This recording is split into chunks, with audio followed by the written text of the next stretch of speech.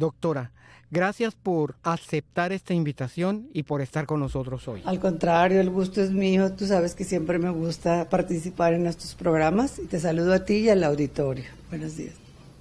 Doctora Silvia Cantú, ¿qué es el trastorno bipolar? Fíjate, el trastorno bipolar es una enfermedad mental. Aquí hay mucha confusión a veces porque las personas piensan que las enfermedades mentales son como algo que la gente se hace o se inventa. Pero la enfermedad mental es una enfermedad donde está alterado el cerebro en algunas partes. Entonces, el trastorno bipolar es una enfermedad mental donde hay varias alteraciones de tipo electroquímico, electrobiológico, que van a hacer que las personas tengan cambios súbitos en el humor o en el estado de ánimo, pero también estos cambios de humor, de estado de ánimo, hacen que la persona pueda tener problemas con el pensamiento o cognitivamente y con la conducta. Entonces, podríamos decir que es una enfermedad mental grave, porque dentro de las enfermedades de psiquiatría, yo creo que después de la esquizofrenia, el trastorno mental es el que sigue y que va a ser crónica y que puede tener recidivas, o sea que la persona puede tener cuadros a lo largo de su vida, por lo tanto pues va a ocasionar mucho dolor a la persona que lo padece, a los familiares y por otro lado resulta caro para la persona, para la familia y también para el Estado, para el país. Entonces, pues sí, realmente es una enfermedad muy compleja que tenemos que promover y que las personas sepan porque tarda mucho tiempo en que se diagnostique y muchas veces las personas no tienen un tratamiento adecuado y esto va a hacer que se complique más la enfermedad porque puede tener episodios repetidos más frecuentemente y que la persona tenga deterioro en su cerebro. Se va alterando toda la dinámica familiar y se alteran de las relaciones con todas las demás personas, en el trabajo, en todo el entorno.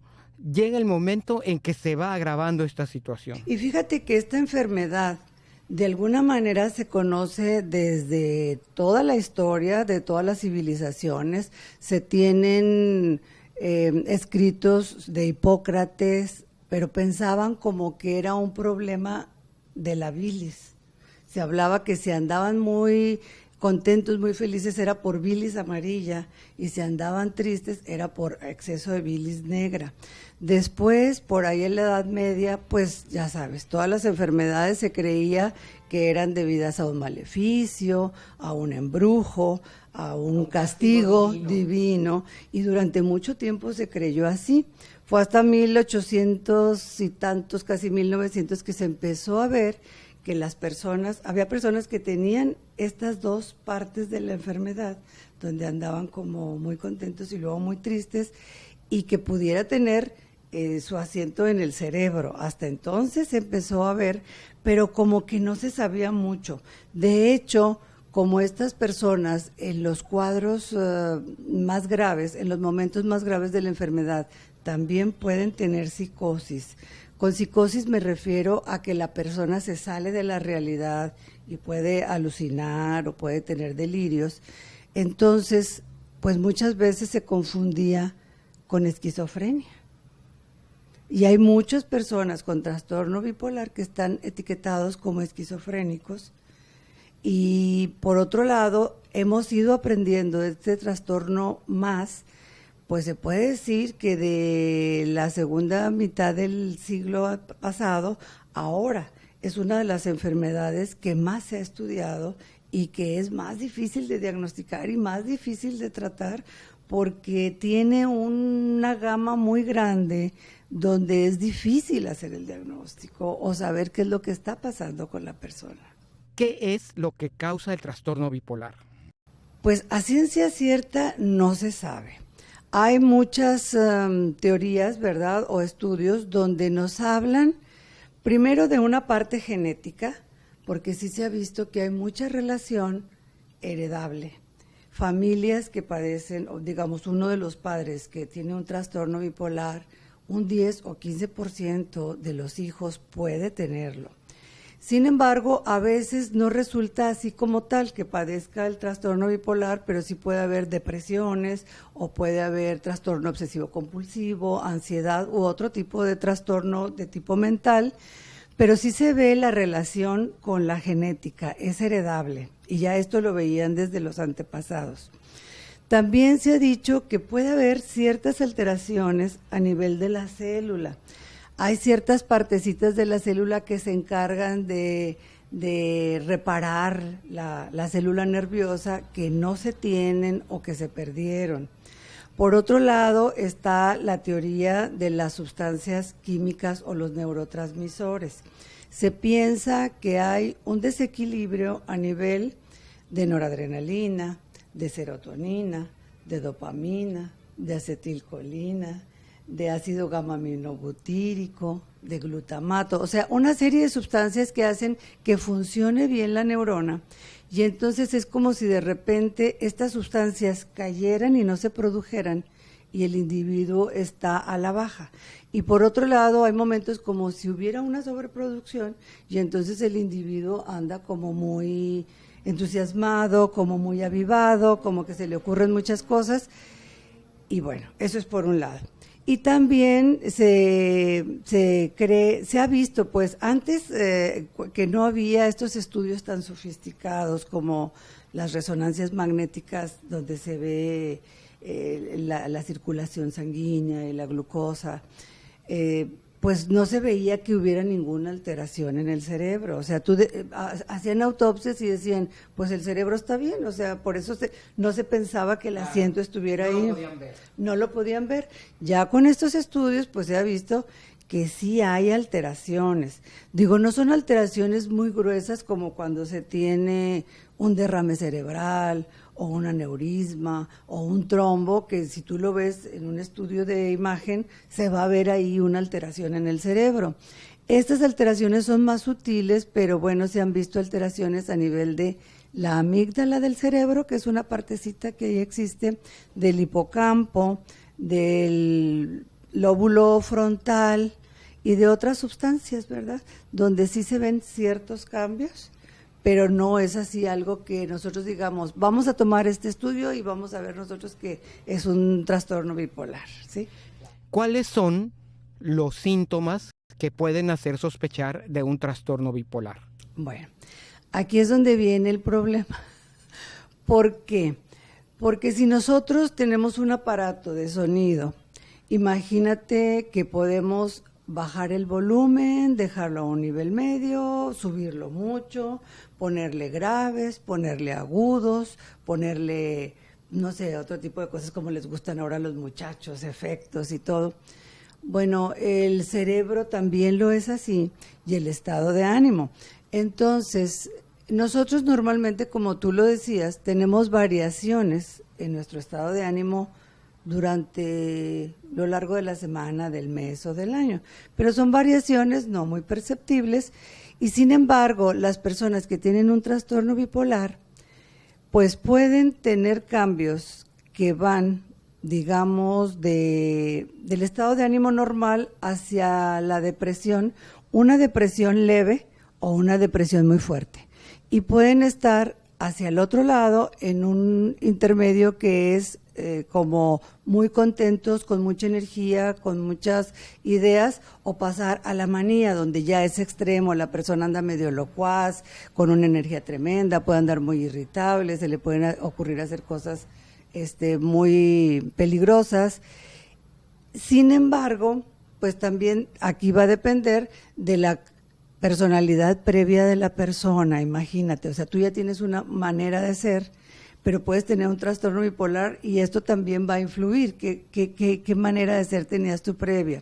La otra es si aparte de los síntomas del trastorno bipolar, consume sustancias o alcohol que nos empalman o nos van a hacer cambios en los síntomas y empeorar cómo hacer el diagnóstico. Que los van a exacerbar. Exacto. Luego también hay formas graves de la enfermedad. ¿Quién tiene, así como cuando tú tienes una gripe muy severa o quien nada más le da un resfriadito, un catarrito. Hay formas graves de la enfermedad y formas más leves. Entonces, esto es lo que hace, o también que, bueno, sí quería yo puntualizar que es una enfermedad preferentemente de gente joven. O sea, tenemos nosotros el inicio como a los 25 años, 20, 25 años.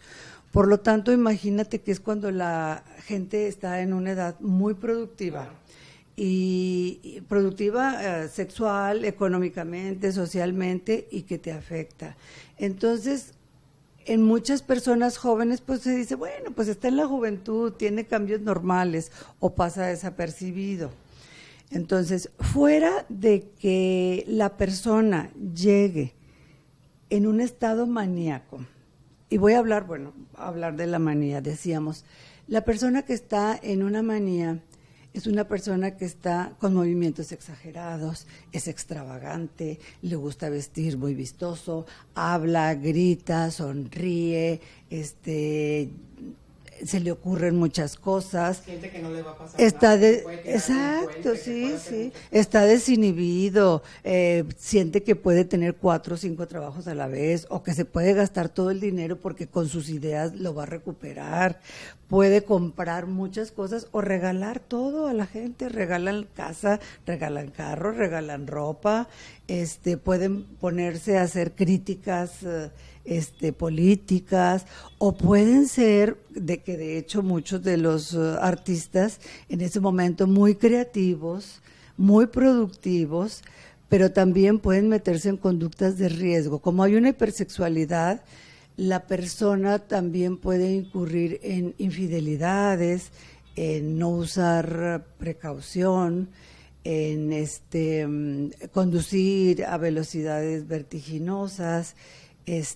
También pueden sentir como se aviva tanto el cerebro y el pensamiento está a más de lo normal, pueden creer que son iluminados o que tienen ciertos, ¿cómo se llama? Poderes, dones para curar o para cualquier cosa, e incluso que pueden tener telepatía o que incluso tienen comunicación con dioses o con ovnis o con extraterrestres, y pueden jalar tanto a la gente que se convierten en líderes. Mesiánicos, bueno, y de todo tipo, pero la gente les cree, les compra porque tienen tanta seguridad al hablar, siempre y cuando no lleguen a la parte, como te dijera, agresiva, porque como tienen tanta idea, al mismo tiempo pueden volverse agresivos porque no los siguen las personas.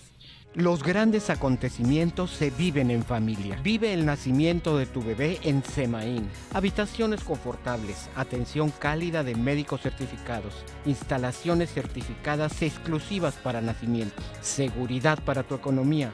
Todo en familia Semaín. Doctora Cantú, estábamos platicando antes de irnos al corte de este aspecto tan interesante y tan complejo que son los síntomas. Sí, estábamos hablando del polo de la manía, ¿verdad? Esa energía, falta de sueño, locuacidad, agilidad del pensamiento y del lenguaje. Verborrea, etcétera. Para irnos al otro polo, ¿verdad? Porque por eso el término de bipolar. Ese sería un polo del estado de ánimo, el máximo, y nos iríamos al otro polo, que sería la depresión. Es una depresión donde la persona empieza como que a dormir mucho, empieza a tener lentitud en su hablar, en su pensamiento, empieza a dificultársele concentrarse en las cosas, a olvidársele cosas, y por otro lado hay una falta de energía total. La persona dice, no me quiero ni bañar, no me quiero levantar, no quiero ir al trabajo, me pesan los huesos, me pesa la vida, empiezan a sentirse que son personas que no sirven para nada, que no tiene caso vivir, incluso a tener culpa porque están ocasionando que su familia esté sufriendo por ellos, o que no son capaces de llevar a cabo la maternidad, la paternidad, el trabajo. Sienten que no sirven para su Exacto, trabajo. que no sirven, se culpan y que sería mejor morir. Y es un tipo de depresión donde sí cursa con mucha ideación suicida, e incluso muchos lo intentan, y es la depresión que lleva a cabo más el suicidio. Digamos que un 15% de pacientes deprimidos bipolares se suicidan. Entonces, pues eso es lo que hace que sea una enfermedad que sea peligrosa, porque puede suicidarse la persona. Entonces, en esta depresión nosotros le llamamos un poco atípica, porque generalmente empieza en personas muy jóvenes, o también muchas veces, que es otra cosa que uno tiene que estar cuidando, en aquellas personas que tienen depresión posparto, siempre hay que cuidar que no vaya a tener una evolución a enfermedad bipolar, a trastorno bipolar. Lo mismo personas que tienen como mucha tendencia a autolesionarse desde niños, o que sean muy agresivos, muy enojones. Claro que la depresión en jóvenes y en niños muchas veces se manifiesta por irritabilidad, no tanto por llanto. Entonces, estas personas que son muy irritables, muy enojones desde jovencitos, también hay que estar uno viendo que, siguiéndolos, ¿verdad? Porque, bueno, entonces si tenemos estos dos polos de la depresión y la manía, ahora imagínate que hay una depresión menos fuerte y hay una manía menos fuerte que se llama hipomanía. Entonces, no todos los casos van a ser de que tengan depresión y luego manía. Hay veces que hay gente que tiene depresión con hipomanía, o hay gente que tiene siempre manía con poquita depresión. Esto es lo que ha hecho que sea tan difícil una clasificación, o que uno pueda fácilmente ver en qué momento está el paciente, porque también hay otro tipo que se llama ciclotímico, donde hace hipomanías y distimias, y así anda de un lado para otro, y como pasa desapercibido. ¿Qué es eso de distimia? La distimia es cuando la depresión no es como muy fuerte, como una depresión más light. Exacto.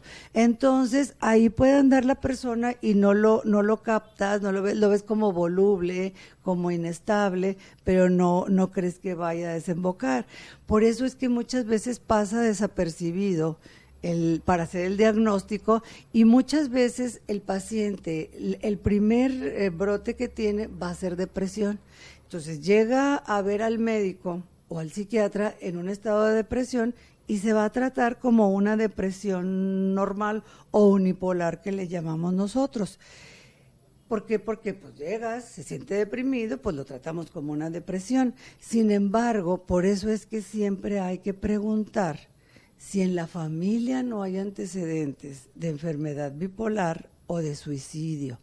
Muchas veces se cree que en familias, a veces ni se habla que hubo un suicidio, y familias que han tenido suicidios, muchas veces porque son familias que tienen trastorno bipolar. Entonces siempre hay que preguntar si hay antecedentes psiquiátricos, sobre todo de enfermedad bipolar, de depresión, de suicidio.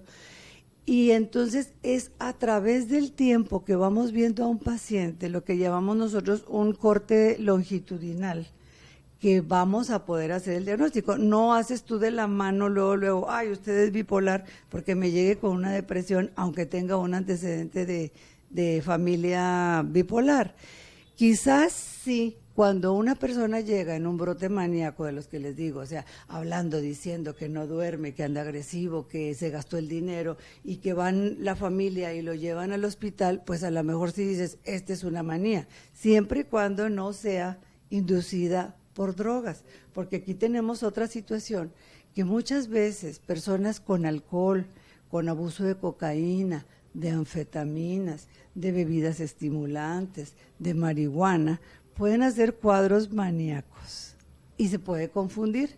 Por otro lado, también las personas con abuso de sustancias pueden remedar un cuadro maníaco, ¿sí? Y muchas veces el paciente bipolar tiene o tiende a hacer abuso de alcohol y de sustancias, porque quizás en este intento de tener él ciertos síntomas que ni siquiera se acaba de dar cuenta que son, pues como que busca a través de las sustancias algo que lo pueda ayudar y relajar, porque dentro de la enfermedad bipolar, que decimos ya por sí es difícil hacer el diagnóstico, muchas veces también puede coexistir con otras enfermedades mentales u otras enfermedades físicas que quizás ahorita las toquemos, ¿verdad? Que se llama comorbilidad. ¿Sí? Luego entonces, ¿cómo se puede hacer el diagnóstico del trastorno bipolar? Bueno, entonces, aquí cuando hay un cuadro agudo, ya sea que el paciente esté muy deprimido o en una manía grave, es generalmente cuando la familia o los amigos lo llevan a un hospital psiquiátrico o con el psiquiatra, y aún así a veces hay reticencia por parte de las personas porque piensan que los psiquiatras solo vamos a ver locos, ¿verdad? Y que hay muchos padecimientos que no los vamos a ver, y si les dicen ve con un psiquiatra, se sienten agredidos o se sienten desconfirmados. Todavía existe mucho la creencia de que ¿para qué voy a ir con el psiquiatra si no estoy loco? Sí, por lo que yo te decía, como que una enfermedad mental es de échale tú ganas, está en tu mente. Bueno, es que está en tu mente porque está en el cerebro y está viendo una alteración en el cerebro. Y si bien es cierto que hay que echarle ganas, también es muy cierto que necesitamos ayuda profesional. Claro.